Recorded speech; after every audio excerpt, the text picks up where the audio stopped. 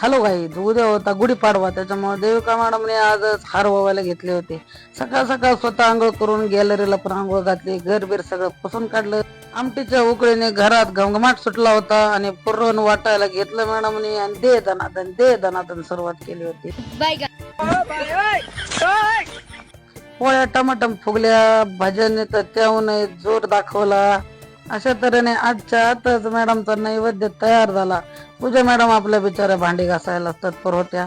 माझं नेहमीच ठरलेलं काम देवपूजेचं होतं. माझं मी उरकून घेतलं. त्यानंतर देवाची मस्तपैकी शांततेत पूजा केली व देवांना सकाळ सकाळ खुश करून टाकलं. हे प्रभू आता गुढीची पूजा करायची होती, त्यामुळे देविका मॅडमने आणि मी आवरून घेतलं. पूजेचा नेहमीप्रमाणे शेवट नंबर लागला. आवरून झाल्यानंतर पूजेची थाळी एकदम छान सजवली होती.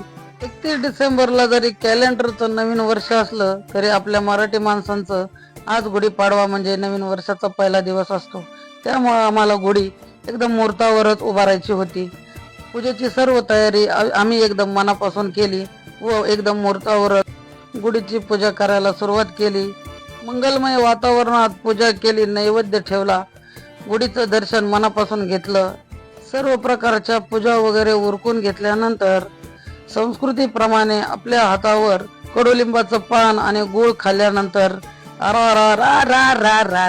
उठाले रे देवा, उठाले रे बाबा.